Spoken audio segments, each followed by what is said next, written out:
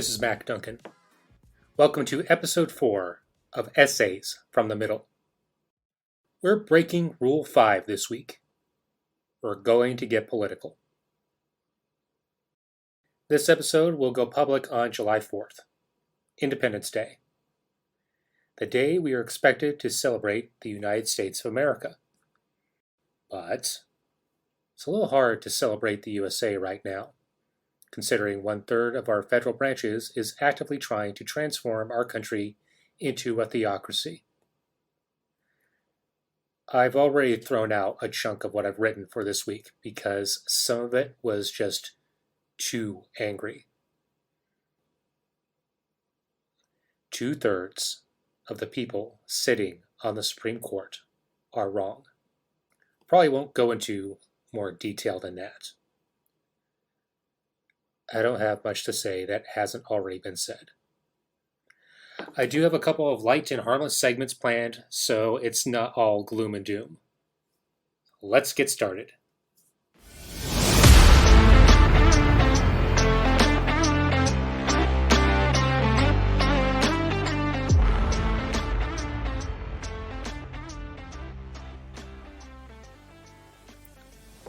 Let's be honest. The Democrats are not saints. The Democrats disappoint us a lot. Especially people like Joe Manchin and Kyrsten Sinema. They're not serving their constituents. They're serving Joe Manchin and Kyrsten Sinema. It's embarrassing to say, but Sinema is my senator. She represents my state. I voted for her. I don't want to vote for her again. She won her seat in 2018, so her 6-year term won't be up for renewal until 2024. I've heard pundits say that she'll probably survive a primary challenge. I'm not so sure. When you make a name for yourself as one of the worst senators in your party, when you become the face of obstructing progress, you're going to piss some people off. I will vote for a primary challenger. But if Sinema does survive her primary in 2024, I'll probably have to vote for her. Because as bad as she is, she still has a D by her name. And her presence in the Senate, for now, helps secure the majority. And the Republicans in our state are way worse. Our Republican-run state Senate spent millions of dollars on an audit of the 2020 election conducted by a shady company called Cyber Ninjas. The conclusion of the audit recount: Biden won. By more. Funny how the same election that won Arizona's electors for Biden, the same ballots, also elected a Republican majority in both Arizona state houses. If the Democrats were going to cheat, wouldn't we do it all the way down the ballot? If the ballots that elected Biden were invalid, doesn't that invalidate all the races? It's the current Republican Party that is causing most of our angst. The erosion of our rights under the current Supreme Court is a direct result of how we vote in every election. Every election. Everyone in the House of Representatives is up for re-election every 2 years. Approximately 1/3 of the Senate is on the table every 2 years. Almost every state house and about half of our state governors go up every 2 years. These elections help determine what laws are passed at both the state and federal level. It's not enough to just pay attention when it's a presidential year. We need to vote blue down ticket until we have a more progressive government. And we need to hold them accountable by participating in primaries. Kyrsten Sinema can't be our best option every time. The Democrats might not do enough, but they're less likely to take away our rights.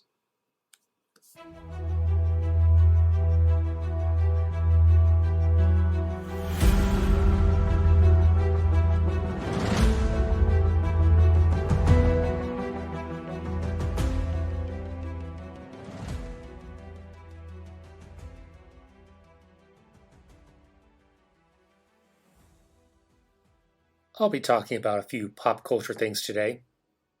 I promise to be spoiler free.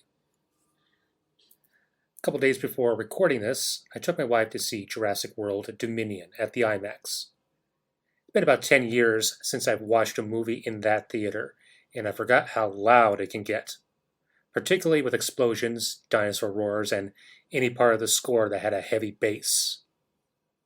It reminded me of the first time I went to that particular IMAX more than 20 years ago. When they first opened the place, every feature included a 2-minute presentation showing off the facility. At one point, the screen was lit in such a way that it exposed the massive speakers sitting behind it. The presentation was narrated by James Earl Jones. Can you think of a more ideal voice to demonstrate your subwoofer than Mr. Darth, this is CNN Vader himself? So, it was a little loud, and my wife spent much of the film plugging her very sensitive ears with her fingers. I think the next time we take in the IMAX, I'll bring the earplugs with me. Still a good time. It was the first time that we had sat inside a movie theater with other people since 2019. As for the movie itself, I know a lot of critics and even some people I know are a little down on this one. So it's not going to win any Oscars. But it brought together the original trilogy leads with the next-gen protagonist, and it had dinosaurs. Lots and lots of dinosaurs. There was no shortage of dinosaurs in this movie. And there was a lot of movie in this movie. It's the most movie I've seen in a movie since Marvel's Endgame. So it delivers on what it promised. And seeing dinosaurs on the IMAX screen does give them a real sense of scale. My wife really wants to see Avatar 2 at the IMAX when it comes in December. I'm glad the first Avatar is available on Disney+, so we can re-watch that and remember what we're supposed to care about.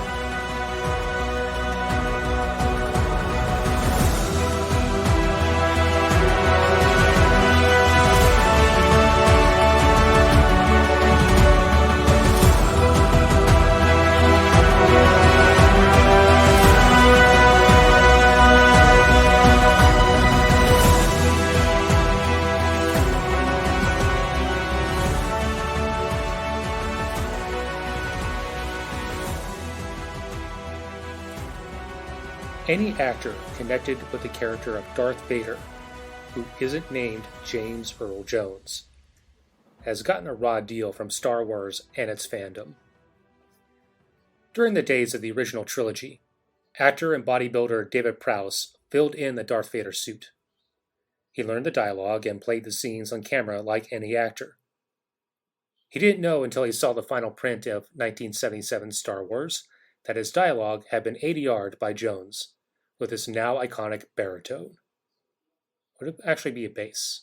Regardless, Prowse was further disrespected when he was misquoted in a London tabloid in an article that essentially spoiled the big twist of Empire Strikes Back.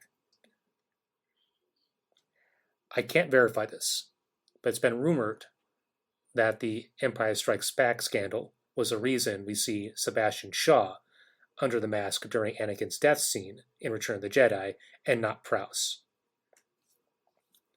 Shaw also appeared as Anakin's Force Ghost in the original release of Jedi, but the extra special edition on DVD replaces Shaw's ghost with Hayden Christensen. And speaking of Hayden Christensen, let's talk about prequels. Poor Jake Lloyd. I get it. Phantom Menace is a weird and sometimes boring movie. It's odd to watch this 9-year-old child, and I guess root for him, knowing where he's going to end up. I think the aging fandom of my generation was not on board with watching Darth Vader as an innocent 9-year-old. That wasn't Jake Lloyd's problem. That was our problem.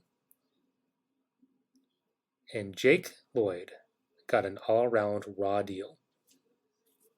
I'm glad he's doing a little bit better now, but he's had a rough time since then. Which brings me back to Hayden Christensen. In Attack of the Clones and Revenge of the Sith, Hayden Christensen gave us Anakin as an angsty teenager and grows to a stubborn, impulsive young man. Again, aging fans of Gen X. If we had a problem with this, we probably had not yet acknowledged what kind of punks we were as teens, and we were probably watching Revenge of the Sith as stubborn, impulsive young men. And let's be real, all of Star Wars is corny. They are all corny films full of corny fun that shouldn't be taken too seriously. So why bring it up? Last month, Disney Plus treated us to a new Obi-Wan Kenobi series set at the midpoint between the first two trilogies. There's a lot to say about this show, but I promise no spoilers, and I'll focus on the topic at hand. Hayden Christensen, as Darth Vader, delivers. An interesting thing about this performance. This is the first time, apart from stunts, that Vader, with the costume, is played by just one actor. We still hear James Earl Jones, sort of. We reached a point with the technology that Christensen's voice can be modulated in post to sound like James Earl Jones. So it's Hayden Christensen in the suit, and it's Hayden Christensen delivering the dialogue. And while we are hearing the iconic voice of Vader, it's definitely Christensen's line reads and his interpretation. This is the Anakin Skywalker we saw Obi-Wan leave for dead in Revenge of the Sith. This is the man who has been carrying rage for over a decade, and he is just as scary and intimidating as ever. Also fills in some of what we missed in the prequels.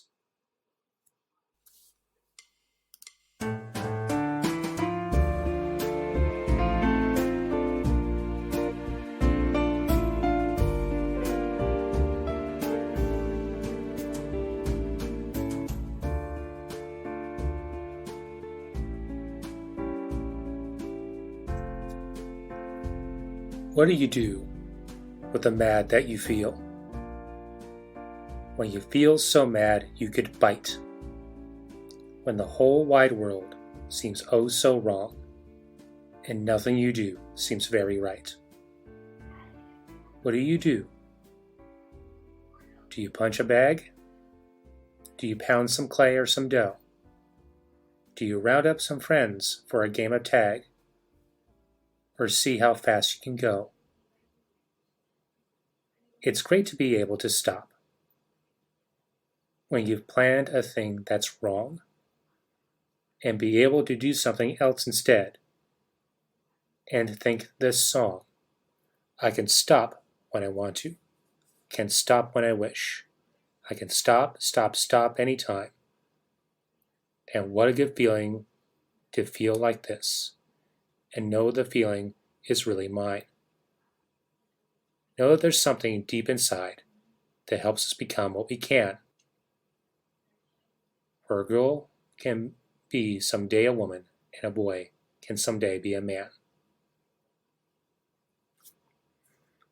Those lyrics come from the late Fred Rogers and his television program, Mr. Rogers' Neighborhood. I've had to ask myself this week what I can do, what I should do with the mad that I feel.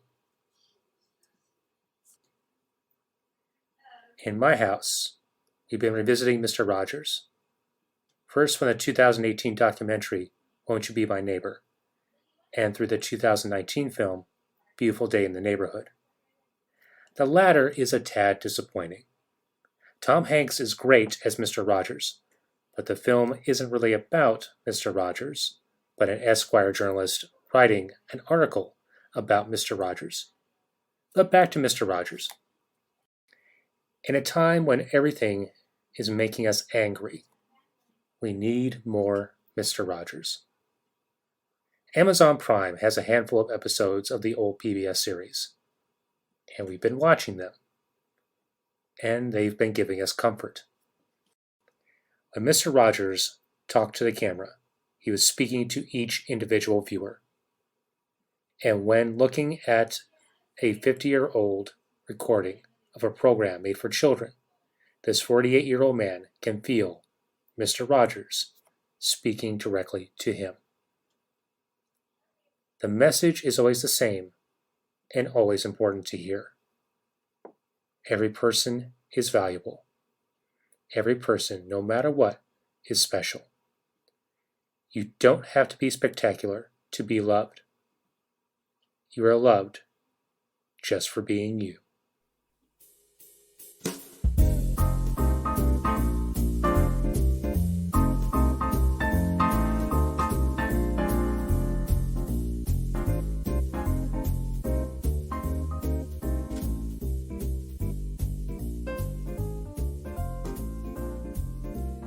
Thank you for listening to Essays from the Middle.